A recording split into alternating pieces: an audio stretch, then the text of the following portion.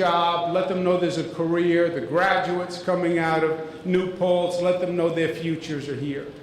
It's especially important now because the economy has been faltering on a national level for years, and it can make a difference what we do on the state level.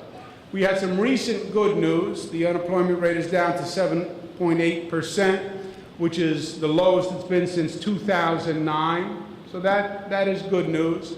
But that doesn't change the basic trajectory, which is the economy, especially the upstate economy in New York, has been struggling for decades, if you want to be honest and tell the truth. Our approach has been two steps. First step is you have to do something about both the reality and the perception that New York is a high-tax state. We've talked for years about how society is getting more mobile and businesses are more mobile and people are more mobile, and they will leave, and they can shop, and they can vote with their feet. And taxes make a difference. And New York's reputation as the high-tax state, the tax capital state, is a killer when it comes to economic development. And whether we're 49th out of 50 or 48th out of 50, being at the bottom of the barrel hurts. What do we do about the perception? Change the reality. And that's what we've been doing. We've been reducing taxes for 2.5 years. That's what the property tax cap was all about. The most oppressive tax in the state is the property tax. People think it's the income tax. It's not. It's the property tax. It chases people from their homes. It's made people prisoners in their homes because they can't afford to sell the home, but they can't afford to pay the taxes. The property tax cap is actually working. We just went through the school board elections in this state the past couple of days. 96% of the school districts put in a budget in compliance with the cap. The cap is 2%. 96% were within the cap, the 2% growth.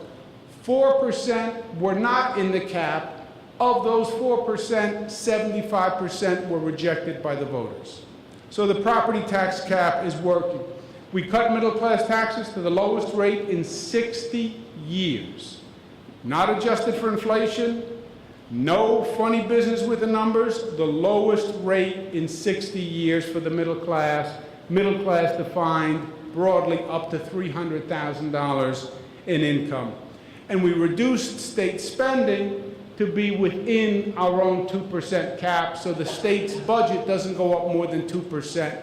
For those of you who are familiar with budgets, you know that if you're at 2% growth, really you're net negative because you have all those fixed costs. So when it comes to the high tax state, we've cut taxes, we've controlled spending, and we've made great progress in 2.5 years. The second step has been a different economic development approach where we work with regions across the state on higher education-driven public-private sector partnerships. Now, this sounds like a mouthful, but it's actually working, and it's working well. Regionalism, meaning they talk about the state economy. There really is no state economy. There are regional economies all across the state. And what happens in Buffalo and Western New York in the economy is different than the Hudson Valley, is different than the North Country. And if you want to work on economic development, you have to do it region by region, because each region is its own separate, distinct commodity.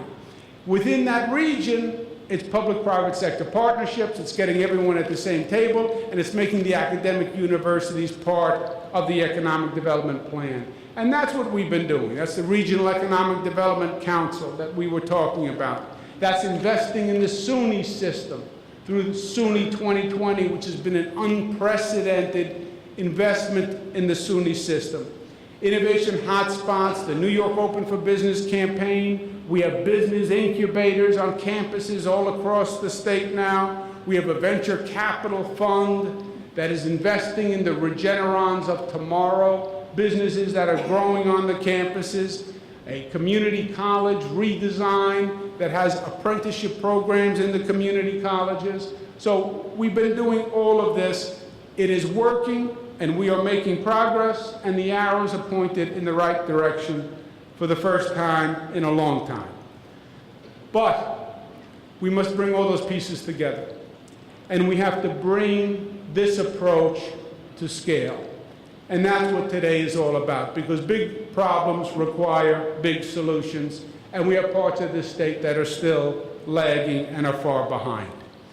So, how do you bring it to scale? New York is a high-tax state, both in reality and perception.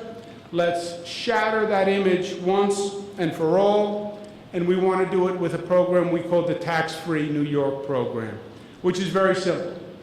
100% tax-free communities that are established all across the state. New York tax-free program is based on the following facts. First fact, you look at where the economy is growing. It's always growing from a higher education facility. In this state, across this nation, around this planet. The schools, the higher education facilities, are where the new economic ideas are coming from. Fact that there is a positive synergy that's never existed before between academia and entrepreneurship. The old paradigm was you were either in business or you were an academic, right? You went to school to learn, and then you went to the business community. The new paradigm is they're together. The greatest universities in this country are birthing the businesses of tomorrow. That's where the patents are coming from. That's where the copyright is coming from. So we know the connection and the synergy between academia and entrepreneurial activity. Fact that the state of New York has a superb higher education system, both in the private schools and in the public schools. It is a fact that New York, with our education system and with our population, we are actually generating the ideas and we're commercializing them, and they are becoming jobs and businesses, but we lose them. We lose 75% of the new high-tech startup companies in the first year. 75%. What does that mean? We're birthing them. We have the schools, we have the people, we have the ideas, we're making the company, and they leave because it gets back to New York's reputation as being a high-tax state.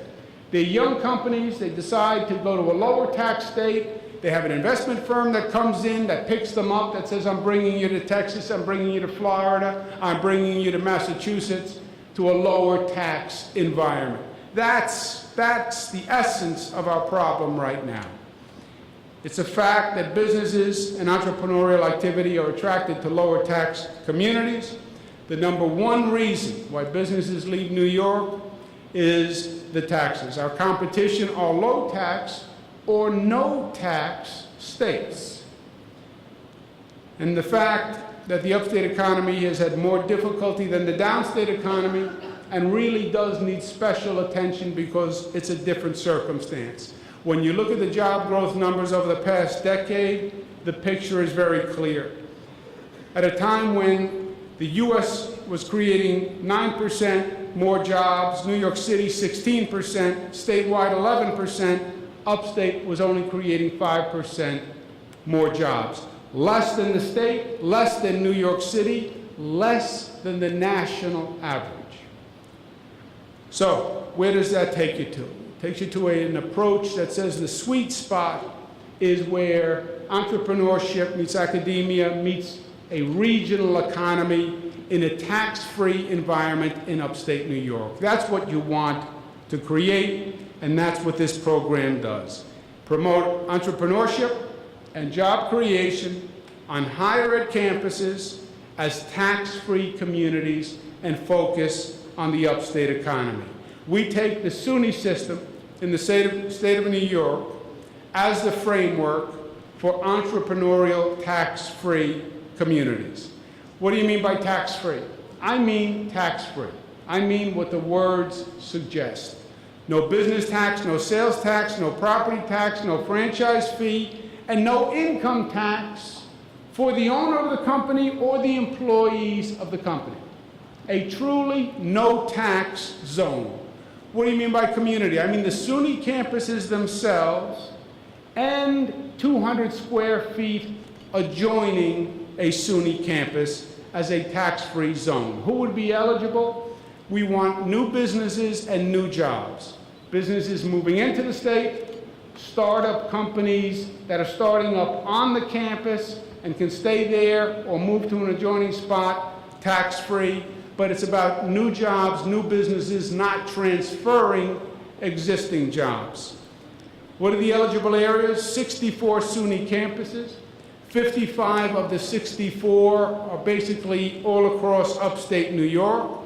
We also have a 3 million square foot pool for private university space. We don't want to leave out Marist, otherwise Dennis will be upset. 20 strategically located state properties also across the state.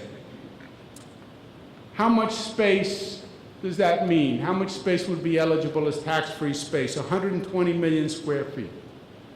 Is 120 million square feet a lot or a little? 120 million square feet is larger than the commercial space in San Francisco and Philadelphia combined. It is larger than all the office space in Buffalo, Rochester, and Syracuse combined. So this is not a boutique niche approach. This would create a tremendous amount of space that I believe would be a game changer for upstate New York. And the locations of the SUNY system as the framework are conveniently located all across upstate. 93% of the entire state lives within 15 miles of a SUNY campus, 97% within 20 miles. This approach builds on everything we've been doing for 2.5 years and takes it to scale and to a statewide scale. It is big. It would be a big change for New York, but this is a state that was born from bold ideas, and I believe it will be reborn from bold ideas. You put together a tax-free environment and the great state of New York, what could be better than those two things? And that's what this proposal is all about, and it's the proposal that I made to the legislature yesterday, and I would hope that you consider, and I would hope that you support. In closing, let me say this. The short story is, as you heard from the President and from Marcia and from Len, 2.5 years we've made progress. There is no doubt the government is working in a way it hasn't worked before. We passed 3 budgets on time. You remember how the state of New York could never pass a budget. And every April you would go through that fiasco that you would watch on the news of the state trying to get a budget done and all sorts of gridlock and all sorts of politics. Well, we passing budgets, we're passing laws, the state government is functioning, we are going the right way on taxes. Taxes are coming down all across the board. We're making progress.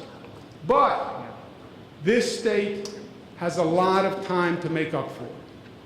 And this state has a lot of places that have been left behind for a long time, especially all across upstate New York.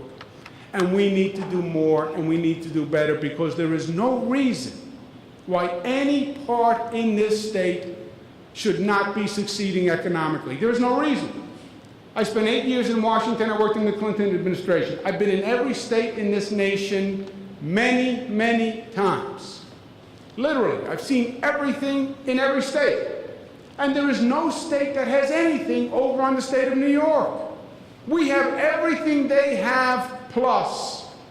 And there's no reason why any county in this state should be struggling.